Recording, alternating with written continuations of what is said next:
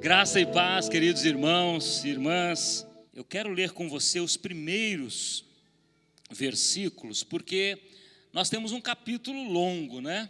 A gente tem sempre ouvido aqui do Anésio, né? A importância, sempre a importância do nosso devocional, a importância de lermos bastante a Bíblia, né?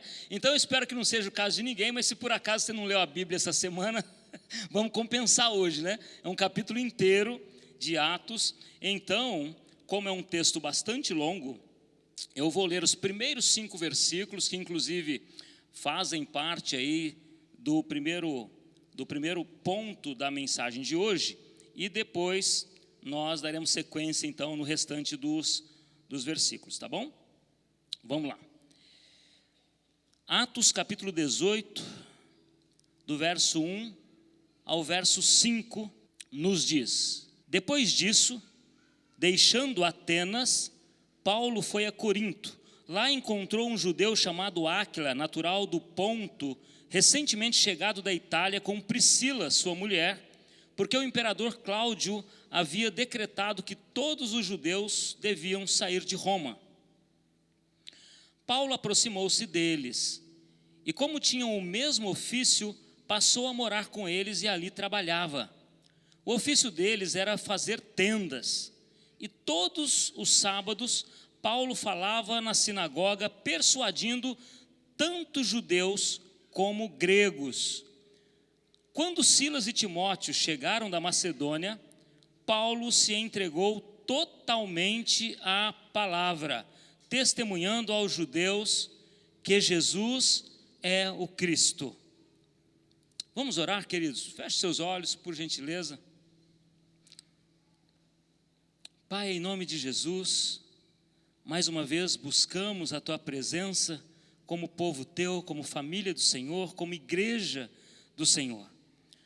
Nós cremos, ó Deus, que o Senhor tem para nós neste momento, no momento em que, em espírito de adoração, nos prostramos diante da Tua palavra, nós cremos que o Senhor tem para nós revelações do Teu Espírito ao nosso espírito, do Teu coração ao nosso coração, que faça sentido para cada um de nós aqui, Senhor. Que essa mensagem de hoje seja, ó Deus eterno, mais um tempo em que a Tua palavra seja enraizada em nós e seja, ó Deus, instrumento do Teu Espírito para conduzir a nossa vida, para nos instruir, para nos corrigir, para nos encorajar, para encher-nos de fé. Nós pedimos isso em nome de Jesus e para a Tua glória o fazemos. Amém. Hoje eu quero conversar com você a respeito de quando Deus muda a realidade. Eu não sei como você chegou até aqui, obviamente, né? A gente se encontra, se cumprimenta. Hoje, aliás, tive um grande privilégio, já entendi um milagre de Deus já antes de começar o culto, né? Encontrei um amigo, um casal que não via, acho que há cerca de 10 anos aproximadamente, né? E para mim foi muito gostoso, mas a gente nunca sabe quando encontramos alguém como é que ela de fato está, mas Deus o sabe. E eu creio num Deus que muda a realidade, um Deus que pode mudar a sua realidade. Por que eu digo isso? Porque muitas vezes nós estamos num momento que talvez não seja o que a gente espera, o que a gente queira, e a gente muitas vezes não entende. Então eu tenho pedido ao Senhor para que hoje Deus mude a sua realidade e que ela esteja alinhada com o que Ele tem para você, no tempo dEle, no lugar em que você está, ou no lugar em que você estiver daqui a pouco. Antes disso, uma pergunta: você já fez uma viagem cheia de curvas, de paisagens inesperadas, de paisagens extraordinárias, sabe? Eu não sei se já pegou alguma serra muito longa, e aí você, a cada curva tem uma coisa diferente, né? E aí, no livro de Atos acontece exatamente isso. Você começa a estudar o livro de Atos e percebe uma surpresa a cada curva, né? Uma paisagem diferente da outra. Você percebe Deus trabalhando o tempo todo, mas surpreendendo muitas vezes as expectativas das pessoas daquele cenário.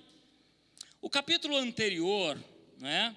Atos capítulo 17, termina com Paulo sendo zombado. Paulo estava lá em Atenas e ele, por fim, na sua experiência lá em Atenas, é zombado, embora alguns creiam ainda naquele momento, e Paulo sai de Atenas e aí ele vai para Corinto. E é esse o momento da vida de Paulo, né? Nós lemos aqui no primeiro versículo que ele, deixando Atenas, foi para Corinto. É exatamente isso o que acontece. Agora, o que é a cidade de Corinto? Talvez você já conheça um pouco a respeito da história de Corinto, de qual eram as pessoas que moravam lá, como é que era essa cidade. Corinto era um caldeirão cultural, era um caldeirão econômico, religioso, era uma cidade grande, uma cidade populosa para aquela época, né? Uma cidade com aproximadamente 500 mil habitantes. Havia na cidade um istmo de terra, uma faixa de terra entre um mar e outro, e isso facilitava o comércio. Então era uma cidade muito rica, mas uma cidade marcada essencialmente pela idolatria e pela imoralidade. Será que isso faz sentido para os tempos de hoje? Tem muitas coisas que não mudam muito, né? Então, Corinto era isso, era uma cidade efervescente, uma cidade com muita gente, com muito comércio, e uma cidade marcada por idolatria, porque haviam lá vários templos de muitos deuses, né? Por exemplo, o templo de Apolo, que era muito conhecido na época, o templo de Afrodite, né? Então, esses eram os mais conhecidos. E era uma cidade marcada pela prostituição. Havia, inclusive, nessa cidade duas áreas, uma área mais baixa e uma área mais alta, chamada de Acro Corinto, ou Acrópole de Corinto, onde ficavam as prostitutas, vamos chamar assim, dos ricos, né? Eram as acompanhantes de luxo. E lá na cidade baixa ficavam, então, as prostitutas que no seu dia a dia ali desenvolviam o seu trabalho, vamos colocar isso entre aspas, mas que inclusive era considerado pelos próprios governantes como um ofício, ok? Muito bem. Uma coisa interessante é que esse templo de Afrodite, aliás, um templo muito grande, era curioso porque ele era conhecido pela prostituição ritual. O que significa isso? Significa que os cultos que lá aconteciam eram verdadeiras orgias sexuais protagonizadas pelas sacerdotisas. Parece um absurdo para a gente, mas essa era a cidade em que Paulo chega. É esse o cenário que ele encontra. Muita prostituição, muita idolatria e uma cidade bastante grande. E o que acontece ali é que Paulo encontra muita rejeição, muita oposição ao seu ministério, ao seu trabalho, ao que Deus quer fazer e falar por meio dele. Mas uma coisa importante no texto em que vamos ainda discorrer, no texto em que vamos ler ainda de todo o capítulo de Atos, é que o que sustenta Paulo não é a ausência de problema, não é a ausência de dificuldade, não é a ausência de oposição. Muito pelo contrário, vocês vão perceber isso no texto, se você ainda não leu todo o texto de Atos 18, mas o que o sustenta é a presença de Deus constante na sua vida. Isso já fica para a gente uma deixa. Aliás, mais do que uma deixa, um ensino. Não importa qual é o meio em que Deus te colocar. Não importa qual é o lugar em que Deus te plantar. Não importa qual seja o cenário que você encontrar pela frente ou onde você está agora. O que faz diferença, ainda que sejam cenários de oposições, de rejeição, de dificuldades, de tribulação, o que faz diferença na minha e na sua vida é estar e permanecer na presença constante de Deus. Bom, apesar de tudo isso que nós falamos de Corinto, e que não são coisas boas, essa foi a segunda cidade mais importante no ministério de Paulo, primeira foi Éfeso. E no meio de pressões, no meio de rejeição, no meio de oposição, Deus surpreende a Paulo com amizades, surpreende a Paulo com provisão, surpreende a Paulo com encorajamento. E essa experiência também nos ensina a permanecermos firmes em meio a dificuldades que a vida coloca diante de nós. Todos nós, queridos irmãos, passamos em algum momento, num tempo maior ou menor, num grau maior ou menor de intensidade, por problemas que nos tiram o chão, que nos tiram muitas vezes o sono, mas eu quero dizer para você que a graça de Deus, ela não remove as lutas, mas nos dá força para atravessá-las. Você crê nisso? De verdade? A graça de Deus não remove as lutas, mas nos dá forças para atravessá-las. Deixa eu te contar um pouquinho sobre o que ocorre, o que acontece aqui no capítulo 18 de Atos dos Apóstolos, e depois a gente volta a olhar com mais calma esse texto. Paulo chega a Corinto, e aí, chegando de Atenas, ele encontra logo um casal de judeus, Priscila e Áquila, o seu marido. Esse casal, eles moravam na Itália e saíram da Itália, chegaram ali em Corinto, porque lá na Itália todos os judeus haviam sido expulsos por um decreto, por um edito de um imperador chamado Cláudio. Houve uma confusão lá no meio dos cristãos e judeus e tal, enfim. E por conta disso, neste tempo então, esse imperador Cláudio faz um edito e expulsa todos os judeus de lá. Então, Áquila e Priscila vão para Corinto. Paulo chega em Corinto, encontra esses irmãos, e ele percebe que ele sabia fazer algo que eles também faziam. Eles trabalhavam com tendas, eram fazedores de tendas. Segundo muitos historiadores, muitos estudiosos, provavelmente eles eram grandes empresários desse setor. E aqui é interessante a gente lembrar uma coisa: as tendas que eles faziam não eram aquelas tendas que a gente está acostumado hoje. Não eram tendas parecidas essa que tem aqui fora do nosso salão de reuniões. Não eram tendas parecidas com essas de camping. Eram, na verdade, lonas que eram usadas muitas vezes nas frentes das casas, como para cobrir um alpendre. Eram velas de navios, coisa desse tipo. Eram do ramo têxtil, esse casal. E Paulo sabia fazer tendas. Olha que interessante, ele foi trabalhar então com esse casal, né, logo que chegou ali em Corinto, e é interessante porque diz o texto que ele foi morar com eles e foi trabalhar também. E o texto diz mais, o texto que lemos, ele diz que Paulo, como ele trabalhava com esse casal, ele ia às sinagogas quando? Aos sábados. Ou seja, ele trabalhava todos os dias da semana. No sábado, o que o Paulo fazia? Corria para a sinagoga. Lembrando, como a gente já viu aqui em vários estudos, Paulo era rabino. Paulo tinha sido rabino antes da sua conversão, era muito instruído na lei judaica, e por isso ele ia então à sinagoga, chegava lá, ele era muito bem recebido em todas as sinagogas, pelo menos até então.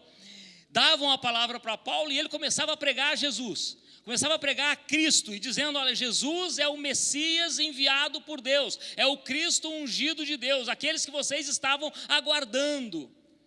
Acontece que aí, no meio de tudo isso, aconteceu uma confusão danada lá. Os judeus começaram a se opor a essa mensagem, dizendo que ele estava desvirtuando a lei judaica. Paulo então sai dali e diz: olha, agora a responsabilidade é de vocês. Eu já preguei, vocês não querem, então a responsabilidade é com vocês agora. E eu vou pregar para quem quer me ouvir, para os gentios.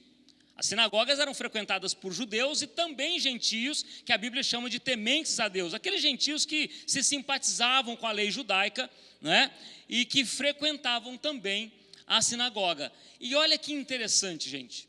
Quando Paulo começa a entender que de fato, como nós já vimos também, né, desde a sua conversão, é dito que Paulo havia sido separado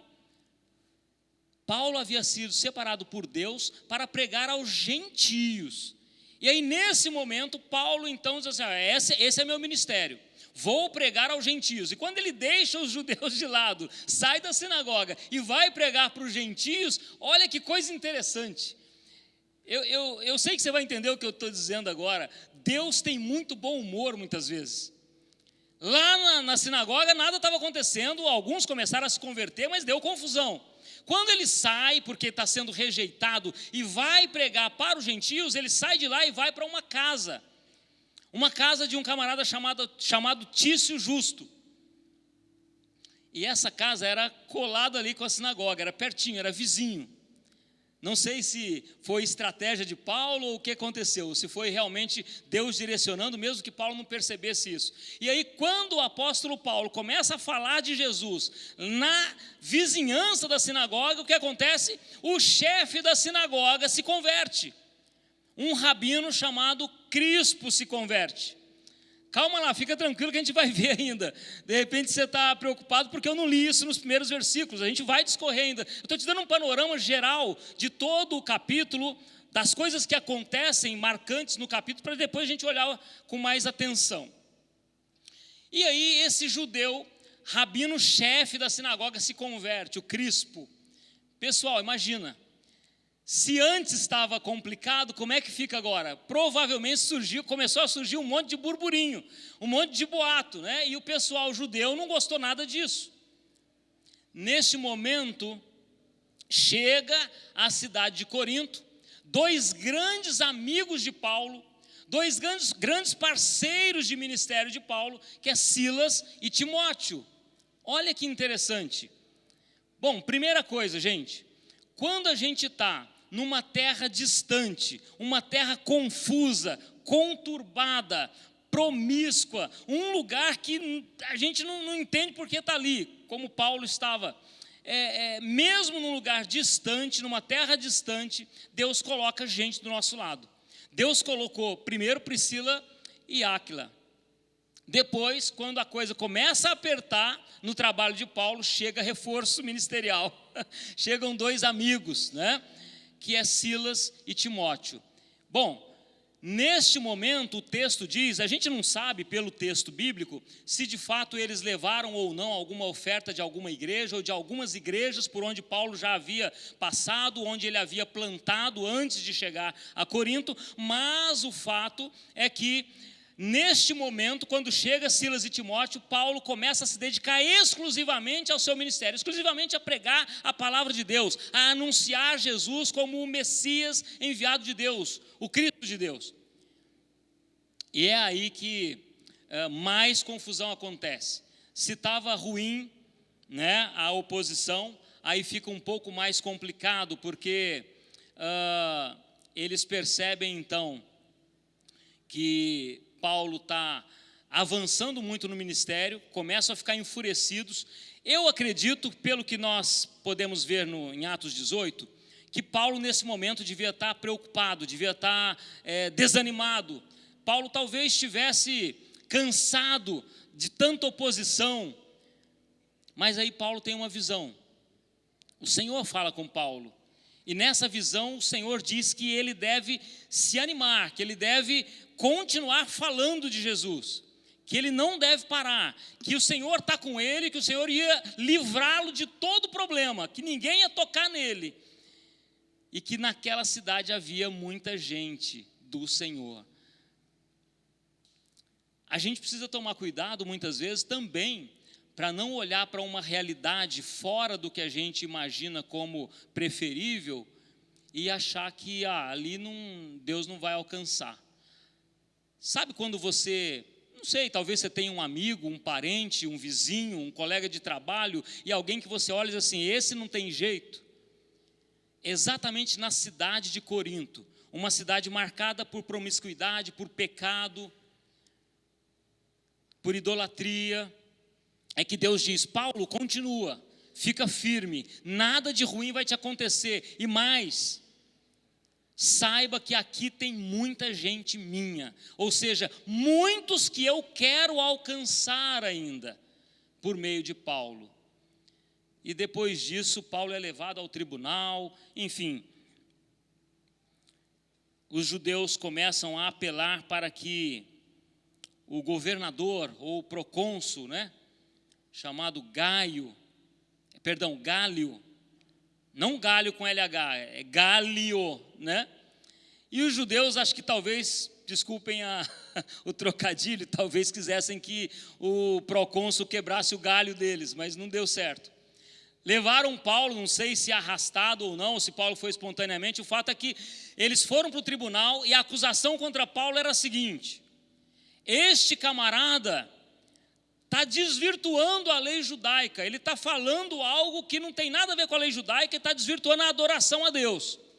E aí, quando esse procônsul, né, que era uma alta autoridade, representante do governo de Roma, quando ele ouve isso, presidindo ali o tribunal, ele diz: não, mas isso não tem nada a ver, não é nenhum crime, eu estou aqui para julgar questões civis, para julgar qualquer tipo de crime, e vocês estão me trazendo aqui uma questão religiosa, uma questão da lei de vocês, isso não tem nada a ver comigo, nem com Roma, vocês se resolvam.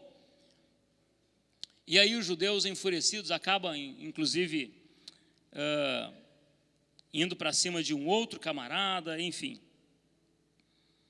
de um outro chefe da sinagoga chamado Sóstene. E é interessante porque o Crispo, que tinha sido chefe da sinagoga, já havia se convertido. E o Sóstene foi quem substituiu ele. E muito provavelmente, porque depois em Romanos aparece um Sóstene, muito provavelmente esse Sóstene que substituiu Crispo também já estava ali praticamente convertido. E aí eles acabam agredindo esse camarada. Mas muita coisa acontece, como vocês estão vendo. Depois disso ainda surge uma outra pessoa chamada Apolo, Paulo sai para viajar, e agora eu quero voltar com você para os primeiros versículos que nós lemos. Atos capítulo 18, do versículo 1 ao versículo 5. E agora sim, depois dessa introdução breve, para que a gente tenha uma visão geral, né, do que estava acontecendo lá, vamos olhar agora o que o texto diz. Atos 18, de 1 a 5, nós já lemos. E esse texto, então, mostra que esse casal, Áquila e Priscila, eles apoiaram, então, a Paulo pessoalmente e no ministério, porque Paulo foi trabalhar com eles, não é isso? E 1 aos Coríntios, lá no capítulo 9, não tem nada a ver com o Atos 18, mas só para que você tenha uma compreensão melhor do que está acontecendo aqui. Em 1 aos Coríntios, que é uma carta de Paulo à igreja de Corinto, uma carta que vai vir muito depois disso, né? Obviamente, Paulo diz em 1 aos Coríntios 9 que os pastores, que os missionários, que os líderes que servem a igreja de Jesus têm o direito de ser sustentado pelo povo a quem servem, para que eles pudessem se dedicar melhor ao ministério. Mas ele diz também, lá em 1 Coríntios 9, que ele não gostaria de ser pesado à igreja. E aí talvez seja por conta deste ensino de Paulo, dessa instrução, dessa mentalidade de Paulo, que neste momento, chegando em Corinto, e lá não havia igreja, ele está começando o trabalho com Áquila e Priscila, e neste momento ele começa então a trabalhar todos os dias, de segunda a sexta provavelmente, e aí no sábado ele ia para a sinagoga ensinar, pregar, falar de Jesus, falar do Messias. Quando chega reforço ministerial, quando chega então Silas e Timóteo, ele por qualquer razão se dedica agora exclusivamente ao seu trabalho, à sua vocação. Mas é interessante lembrarmos que o Paulo nos ensina aqui, e também lá em Corinto, em 1 Coríntios 9, que missão e trabalho não são incompatíveis. Vocação e profissão algumas vezes andam juntas, outras vezes não. Então não há nenhum problema, não há nada de errado com um pastor, ou com um missionário, ou com um líder da igreja que trabalhe em alguma profissão, que desenvolva a sua carreira profissional, sua vida profissional, e também desenvolva o seu ministério. Nenhum problema. Bom, quando nós pensamos então, olhando para esses primeiros versículos, que nós estamos sozinhos, é que Deus prepara pessoas como instrumentos de apoio, de amizade, de encorajamento. Foi o caso de Áquila e Priscila e também o caso de Silas e de Timóteo. Eu quero ler com você agora do versículo 6 ao versículo 11. Versículo 6 em diante diz o seguinte, até o 11. Como eles se opuseram e blasfemaram, Paulo sacudiu as roupas e disse-lhes: que o sangue de vocês caia sobre a cabeça de vocês. Eu estou limpo dele e a partir de agora vou para os gentios. Saindo dali, entrou na casa de um homem chamado Tício Justo, que era temente a Deus. A casa dele ficava ao lado da sinagoga. Crispo, o chefe da sinagoga, creu no Senhor com toda a sua casa.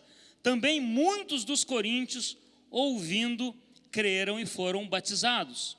Certa noite, Paulo teve uma visão em que o Senhor lhe disse: não tenha medo, pelo contrário, fale e não fique calado, porque eu estou com você e ninguém ousará lhe fazer mal, pois tenho muito povo nesta cidade.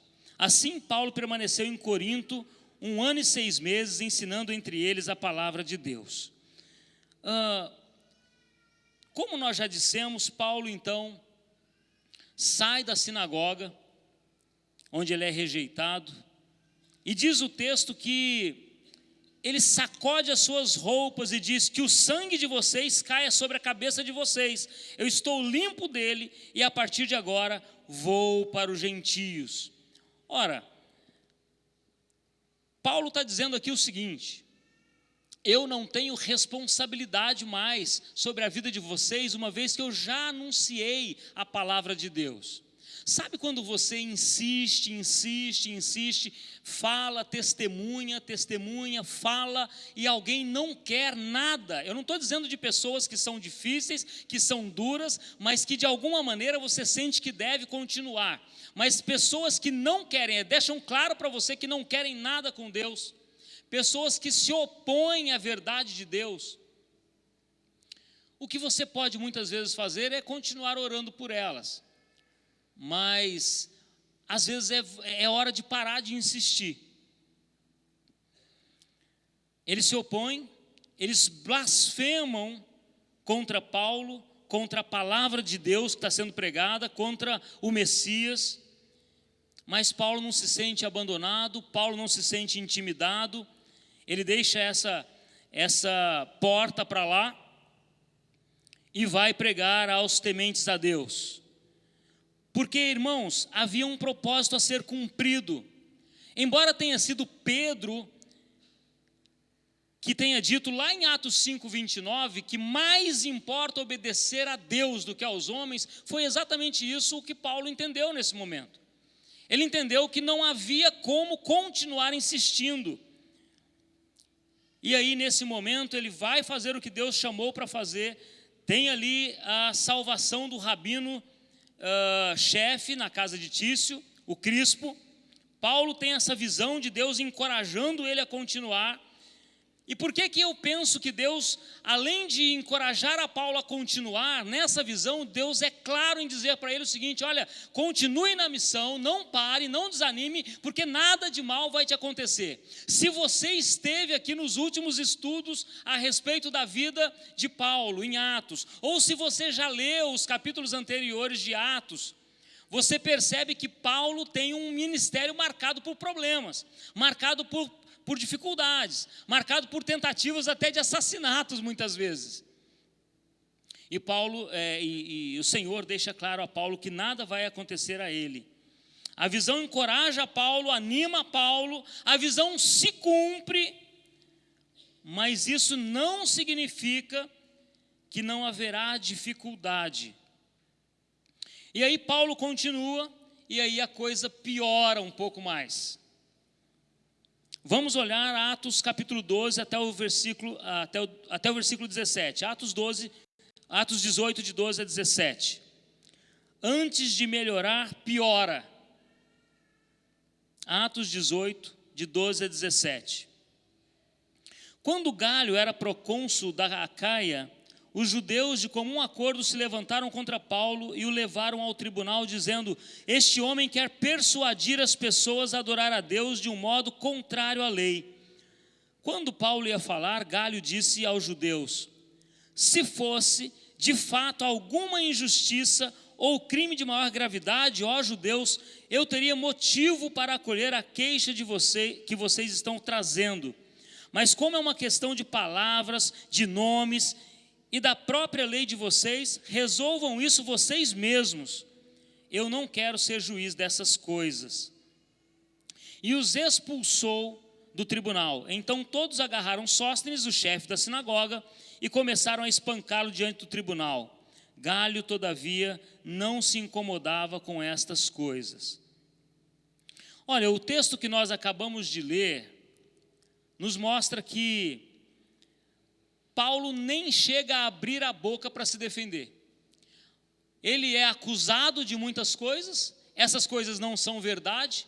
Paulo, com a consciência tranquila, vai até o tribunal, e quando ele está preparado para se defender, e a gente viu que Paulo, em outras ocasiões, estava pronto a se defender, neste caso, a gente vê a visão que ele havia recebido de Deus se cumprindo por meio do procônsul Galho. Porque antes de Paulo falar qualquer coisa, o procônsul diz: não precisa falar nada. As questões que eles estão trazendo contra esse homem não tem nada a ver com o tribunal de Roma. E Galho não dá a menor importância para aquelas questões, dizendo: isso é coisa de religião de judeu, vocês são todos assim mesmo, meio confusos, resolvam entre vocês.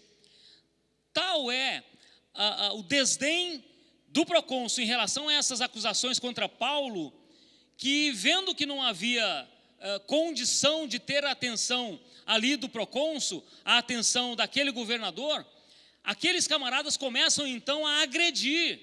Diz o texto que eles agarram Sóstenes e começam a espancá-lo diante do tribunal. Talvez saindo do tribunal, eram muitas pessoas, não era meia dúzia de gente que estava ali contra Paulo. E mesmo assim, Galho não dá atenção. Ele deve ter pensado: esses judeus eles que não batem muito bem da cabeça, eles são meio malucos, deixa eles se resolverem para lá. Gente, quando a religião está acima do nosso relacionamento com Deus, só pode dar confusão. E esses irmãos do passado, esses judeus que foram até o tribunal, eles estavam preocupados com a religião. Eles não estavam com o coração aberto à mensagem. Eles não estavam com o coração aberto, com a mente preparada para receber a palavra nova de Deus, por meio daquele apóstolo, por meio de Paulo. E é isso que acontece.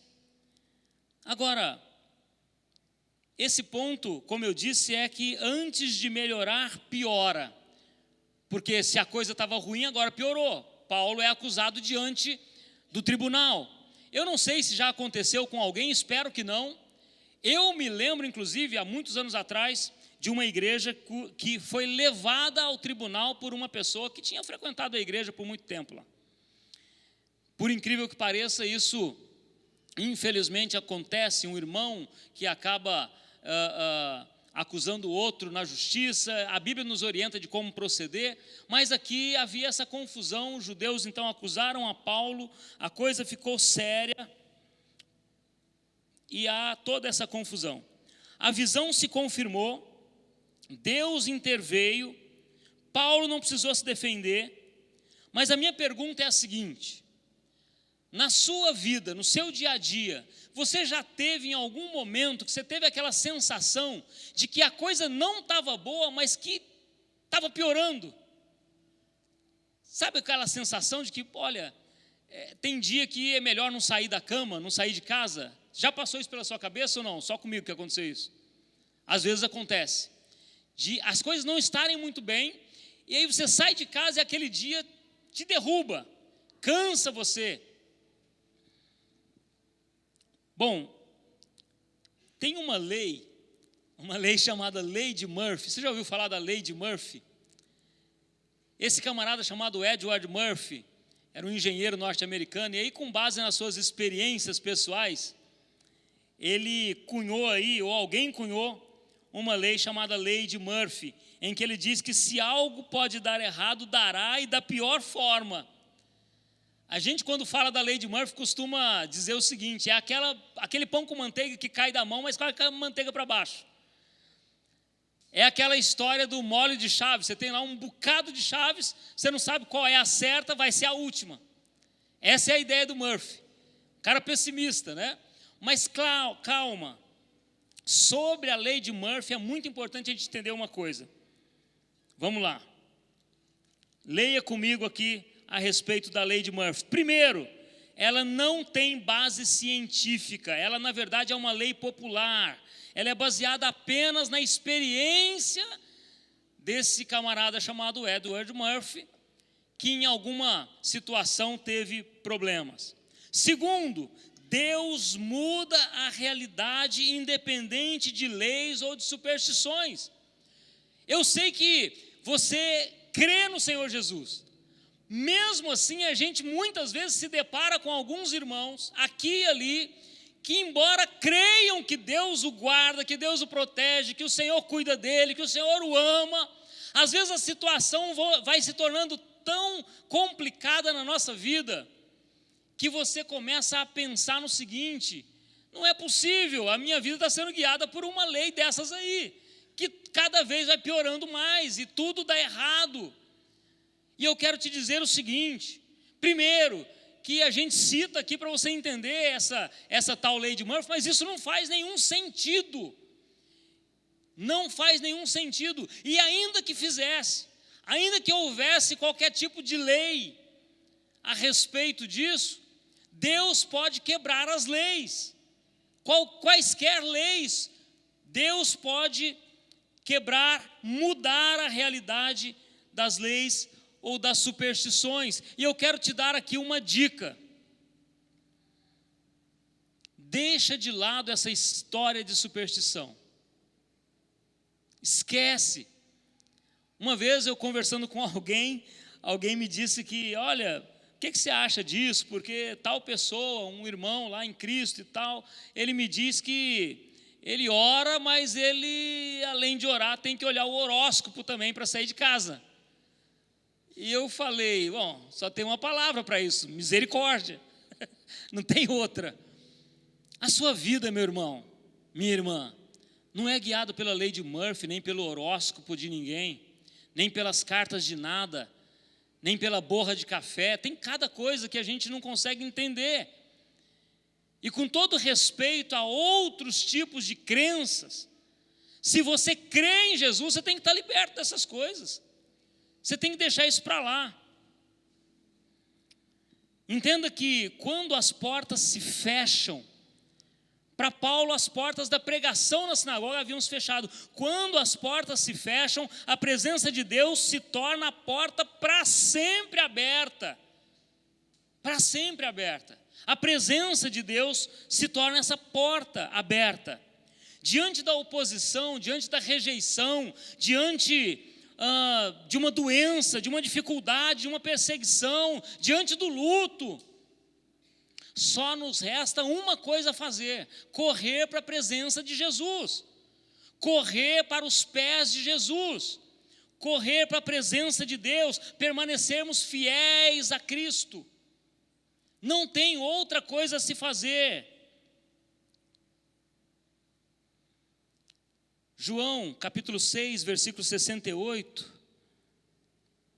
é um texto muito interessante, porque é um versículo que está num contexto em que Jesus, falando a respeito do reino, ele tem palavras duras a respeito da mensagem do reino, e muitas pessoas começam então a se cansar daquela mensagem, começam então a se enfurecer por conta das palavras de Jesus, e muitos começam a ir embora.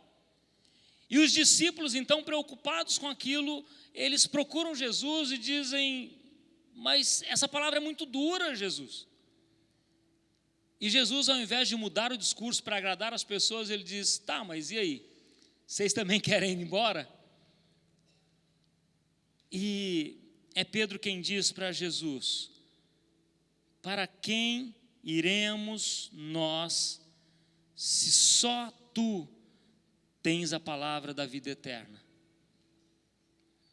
Só tu tens a palavra da vida eterna.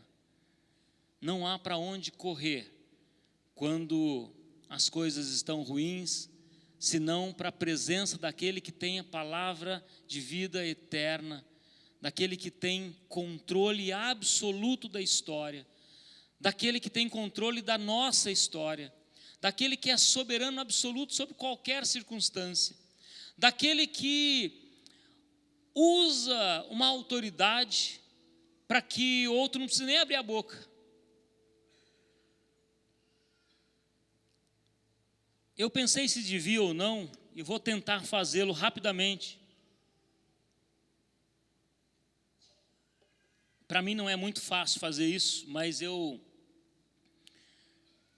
quero compartilhar com você um testemunho meu, um testemunho da minha casa. Lá em novembro de 2014, a minha esposa, Janete, ela foi ao médico e alguma coisa estava meio diferente. E aí a sua médica, então, encaminhou a Janete para fazer alguns exames mais aprofundados. E em janeiro de 2015, a gente estava aqui na Carisma há 1 ano e meio, mais ou menos, acho que isso, mais ou menos isso. Nós tivemos um diagnóstico de câncer de mama. Eu digo nós porque nós estávamos juntos nessa, estamos até hoje juntos, e nós estivemos no consultório e ouvimos aquele diagnóstico. E quando você ouve um diagnóstico de CA, você fica sem chão. E para nós só restou uma coisa a fazer: correr para a presença de Jesus.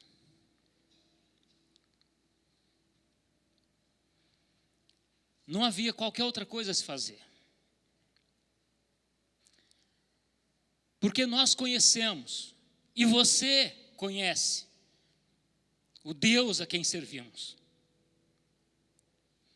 Nós conhecemos o Deus que muda realidades. E esse Deus mudou a nossa realidade. Isso já tem mais de 10 anos, 11 anos. Passamos juntos, com toda a família, eu, minha esposa, as nossas filhas, Beatriz e Isabela. Muitos dias, muitas noites de oração, de choro, mas sobretudo de confiança absoluta na soberania de Deus, no poder de Deus, no amor de Deus, no cuidado de Deus, na proteção de Deus. E nós sabíamos que nada, absolutamente nada, nenhum diagnóstico poderia estar acima do poder desse Deus de mudar a realidade. Eu não sei qual é a sua realidade. Eu não sei se você passa por uma doença, por um desemprego, por um luto, por um problema de relacionamento em casa, no trabalho. Eu não sei o que está acontecendo, se você tem algum problema, inclusive na sua igreja. Eu não sei o que está acontecendo na sua realidade, mas eu sei de uma coisa: Deus pode mudar. Josué capítulo 1, versículo 9 diz: seja forte e corajoso, não tenha medo e nem fique assustado, porque o Senhor, seu Deus, estará com você por onde quer que você andar. Amém? O seu Deus, o meu Deus, o nosso Deus estará conosco onde quer que nós andemos. Graças a Deus a minha esposa está curada para a glória de Jesus. Graças a Deus. Há bastante tempo já. Glória a Deus.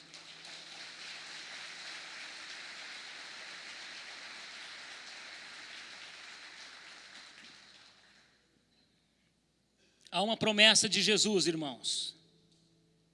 Lá em Mateus 28, versículo 20, o final do versículo diz: eis que estou com vocês todos os dias até o fim dos tempos. Não esqueça dessa verdade, dessa promessa de Jesus. Jesus promete e Ele cumpre. A vida cristã não é um mar de rosas. Sabe, pessoas que dizem: bom, mas eu sou crente, eu oro, eu leio a Bíblia, eu vou para a igreja, eu dou o dízimo, eu dou oferta, eu sirvo no ministério, eu sou uma bênção. Mas a minha vida está meio complicada, está meio bagunçada. Jesus nunca nos prometeu uma vida sem problemas, sem dificuldades. Jesus nunca nos prometeu uma vida que fosse um mar de rosas. Mas a certeza que nós temos é que Cristo está conosco no meio das tempestades. Não se engane, agora é um apelo meu pastoral, não se engane com aquela conversa fiada de coaching. E hoje tem bastante coaching nos púlpitos também. Não se engane com aquela conversa. Você nasceu para ser feliz, a sua vida, você determina o que você quer. Esquece isso. Não é assim, quem determina é o Senhor. A sua vida não é sua, mas é dele. E graças a Deus, porque não há nenhum outro lugar mais seguro e melhor para estar do que nas mãos de Deus.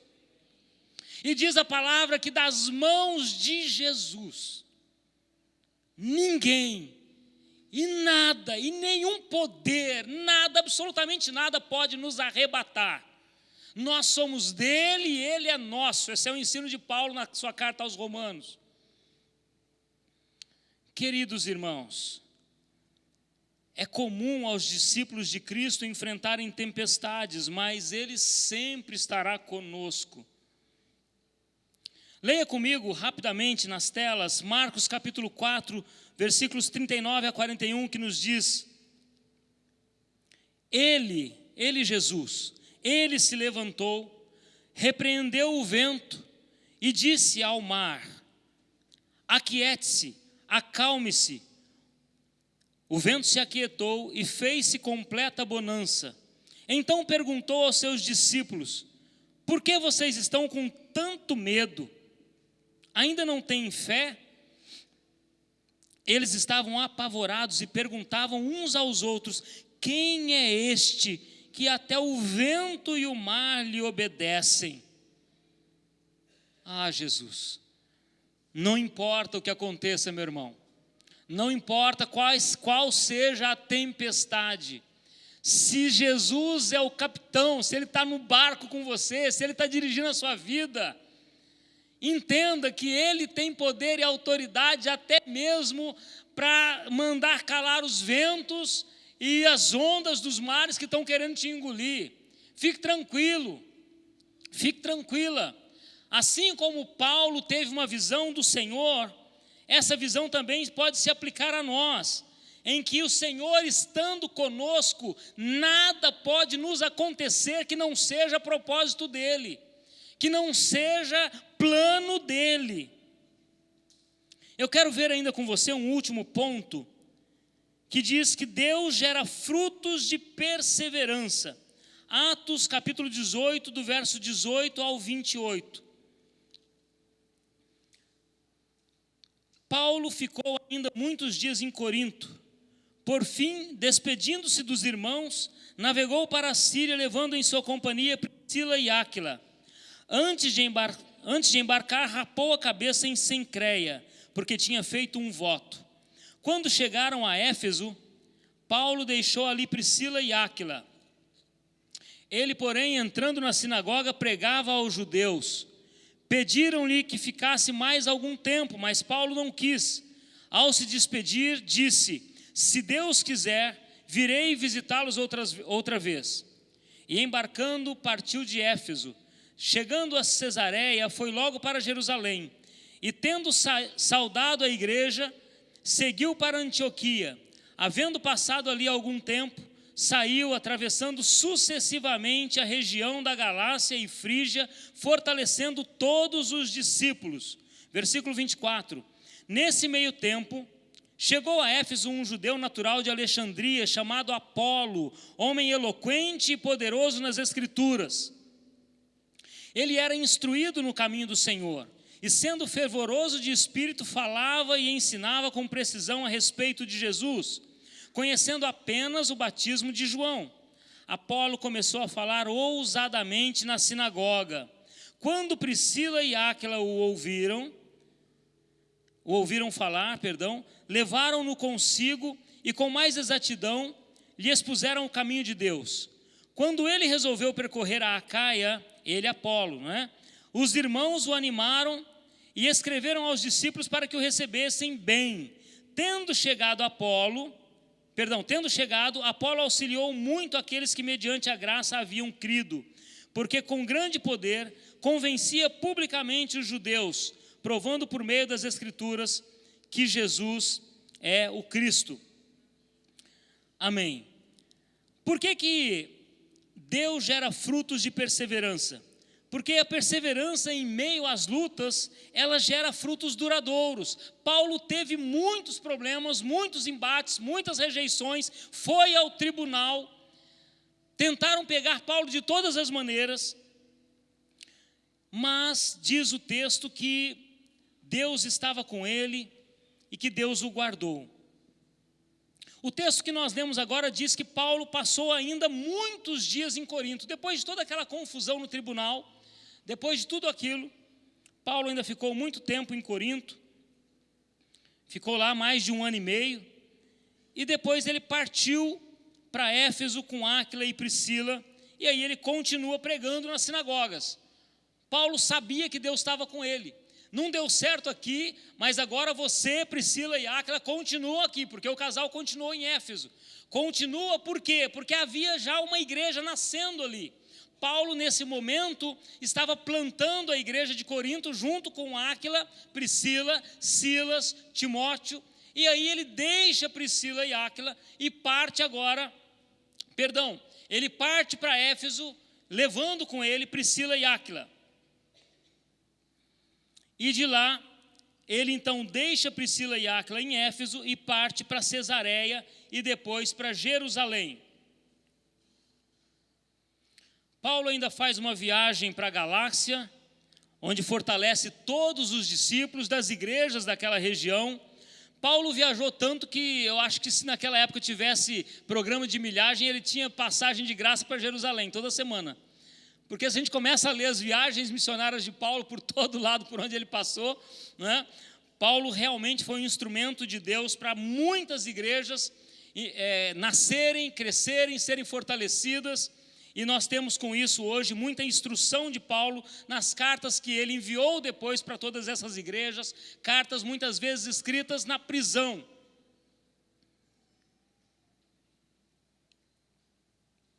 A vida de Paulo não foi fácil.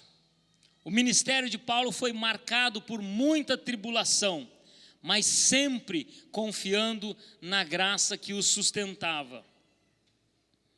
Voltando a Éfeso, a gente percebe que surge aqui no texto que nós lemos uma nova figura, um novo personagem. Um personagem chamado Apolo.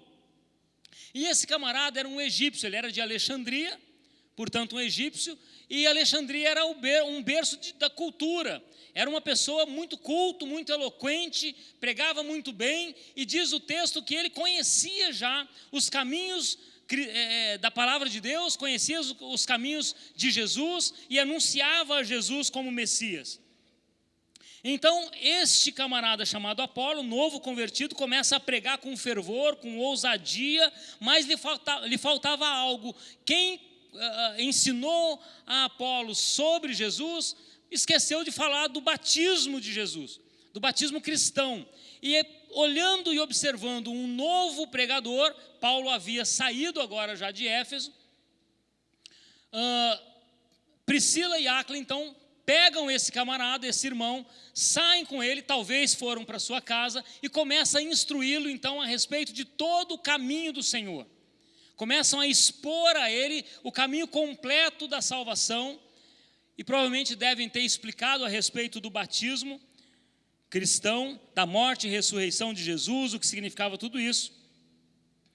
E então, Apolo, depois de tudo isso, continua pregando, vai para Corinto, onde foi o seu último ensino, onde foi útil no ensino e edificação da igreja.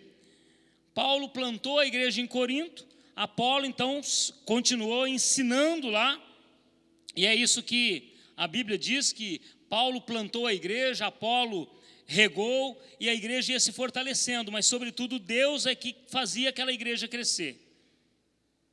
A cidade de Corinto, como nós já vimos, era uma cidade muito idólatra, muito imoral. E na igreja nós temos muitas vezes pessoas que estão dentro das igrejas, mas que ainda são guiados por culturas mundanas, por superstições, por muitas regras que nada têm a ver com o Evangelho de Jesus. Pessoas precisam amadurecer, pessoas precisam crescer, como diz a palavra, na graça, no conhecimento de Jesus, através do ensino, através do estudo da palavra de Deus. 1 Coríntios, capítulo 3, do verso 3 ao verso 6, nós temos um texto muito interessante. Diz o seguinte: porque se há ciúmes e brigas entre vocês, será que isso não mostra que são carnais e andam segundo os padrões humanos? Quando alguém diz, eu sou de Paulo, e outro diz, eu sou de Apolo, não é evidente que vocês andam segundo os padrões humanos? Quem é Apolo? E quem é Paulo? São servos por meio de quem vocês creram, e isto conforme o Senhor concedeu a cada um.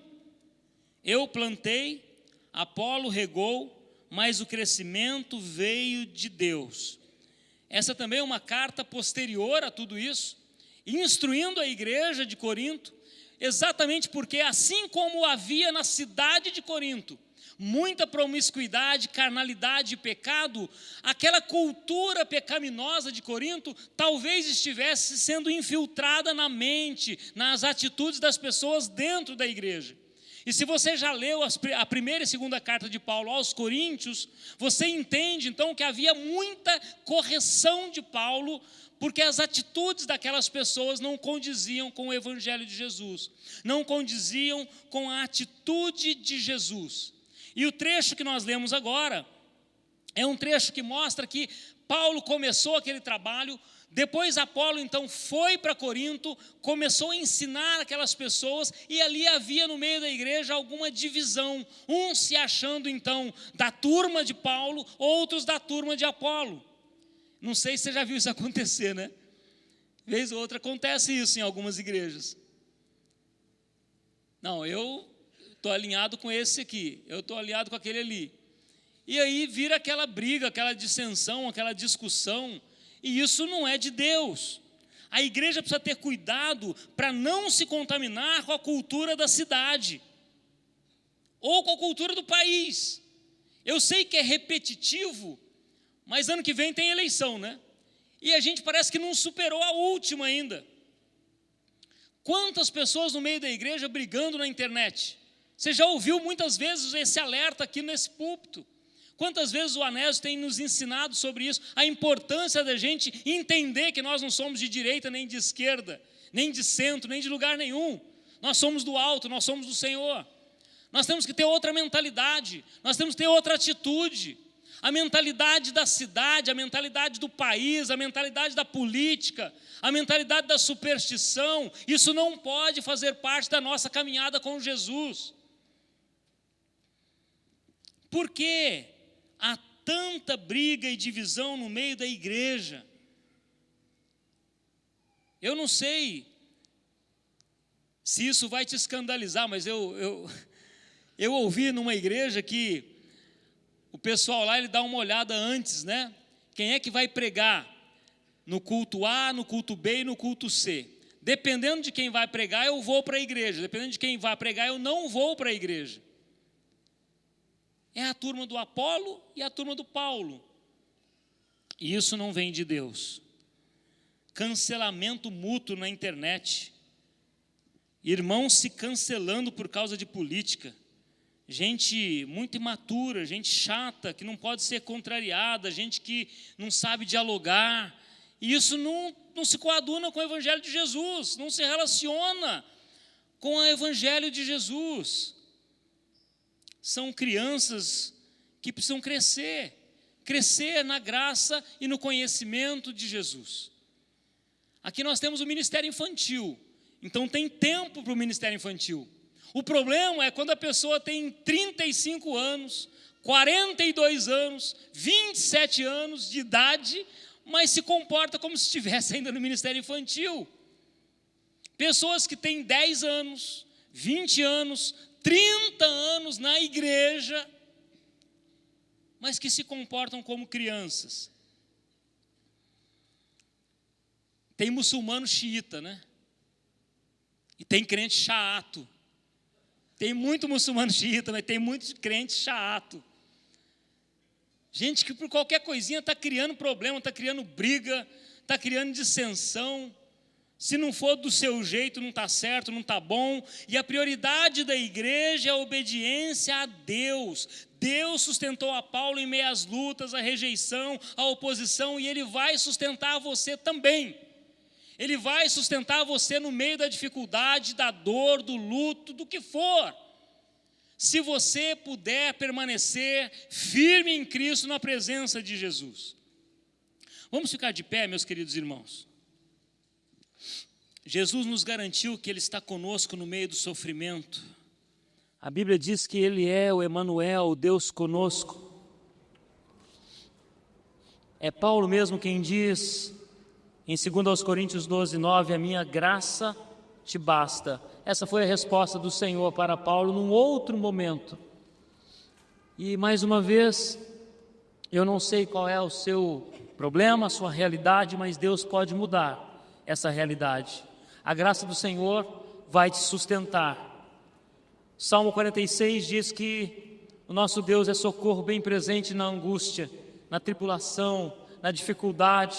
Creia nisso, meu irmão e minha irmã. Eu quero ler um último versículo com você e depois nós vamos adorar ao Senhor. Atos 18, a segunda parte do versículo 9 e o versículo 10 diz: não tenha medo, porque eu estou com você e ninguém ousará lhe fazer mal. Fique firme, meu irmão. Fique firme, minha irmã, porque o Senhor é bom. Feche seus olhos, vamos orar. Pai, nós te adoramos, porque podemos confiar no Senhor. E agora, Pai, eu quero te apresentar a vida dos meus irmãos aqui. Quero te apresentar, ó Deus, a vida da nossa igreja. E quero pedir, Pai, que o Senhor entre com provisão na vida de quem precisa de provisão. Que o Senhor entre com cura na vida daqueles que precisam de cura. Seja cura da alma, do espírito, das emoções, seja cura física. O Senhor é poderoso e nós cremos nisso. Pai, em nome de Jesus, pedimos que o Senhor nos sustente, o Senhor nos encoraje, o Senhor nos anime, o Senhor encha a nossa mente, o nosso coração com fé, porque o Senhor é fiel, o Senhor é bom, e nós te adoramos por isso, Senhor. Tem misericórdia de nós quando nos afastamos da Tua palavra. Leva-nos, ó Deus, para mais perto do Senhor. Em nome de Jesus. Amém. E eu quero te dar duas instruções. Se você tem algo que realmente está te incomodando, ou mais do que isso, né? Algo que realmente está mexendo com você, está tirando a sua paz, se é algo que está tirando o seu sono, eu quero te pedir, em nome de Jesus, para que você saia daqui cheio de fé, crendo na palavra do Senhor, e que você faça um compromisso com o Senhor, aqui e agora, dizendo: eu vou colocar essa situação diante de Deus com fé, crendo que Ele vai mudar essa realidade, no tempo dEle, do jeito dEle, e que eu estarei submisso à vontade soberana dEle. E se você diz assim, Ed, eu estou bem, está tudo bem comigo, está tudo bem com a minha família, estou em paz, estou desfrutando de um tempo abençoado, então a minha instrução para você é para que se junte também comigo, para que você ore por esses irmãos. Você nem precisa saber quem, Deus sabe. Ore por eles, faça um compromisso com Deus, aqui e agora, para orar essa semana, e dizer, Deus, eu quero colocar diante do Senhor os meus irmãos e as minhas irmãs, que estão passando por dificuldades, por problemas que eu nem sei, e se você sabe, mais ainda, ora especificamente por aquela pessoa que talvez já tenha compartilhado isso com você. Nós somos o corpo vivo de Cristo. A Bíblia diz que nós somos parte do corpo vivo de Cristo e nós somos uns ligados aos outros. Se você sofre, eu preciso sofrer também, eu preciso sentir também. Eu não posso simplesmente achar que porque está tudo bem, no meu momento, que então eu não preciso saber dos outros. Eu preciso sim, eu preciso me importar com o outro. Eu preciso sim me importar com o outro.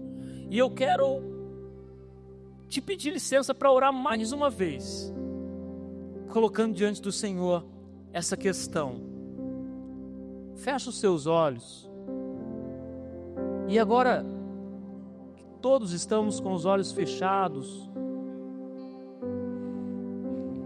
eu vou permanecer de olhos abertos e eu quero ver se você, onde você estiver, se essa palavra fez sentido, se calou no seu coração, se você está passando por algum problema, alguma dificuldade, ainda que você já tenha colocado isso diante do Senhor, eu vou te pedir gentilmente para erguer a sua mão onde você está. Não vou te constranger, não vou te pedir para vir à frente. Amém, amém, amém, amém. Muitas pessoas corajosas aqui nessa noite. Nós somos família. Somos família. Esse gesto é um gesto simbólico para o Senhor, dizendo, Deus, eu confio no Senhor. E eu estou aqui do jeito que eu estiver, eu estou aqui na tua presença. Eu quero orar por você. Pai, em nome de Jesus, eu peço que o Senhor agora, de maneira especial, visite a vida dessas pessoas que sinalizaram a Deus. Sinalizaram, não porque o Senhor não o soubesse, mas sinalizaram um ato de fé, num ato simbólico de fé, dizendo no meio da igreja que nós somos família, povo do Senhor. Nós temos um Pai que cuida de nós, e é diante do Senhor, na tua presença, é para a tua presença que nós corremos agora e clamamos para que o Senhor nos sustente pela tua graça e para que com o teu poder o Senhor mude a nossa realidade, mude a realidade dos meus irmãos e das minhas irmãs, Pai, em nome de Jesus. Amém, amém, amém.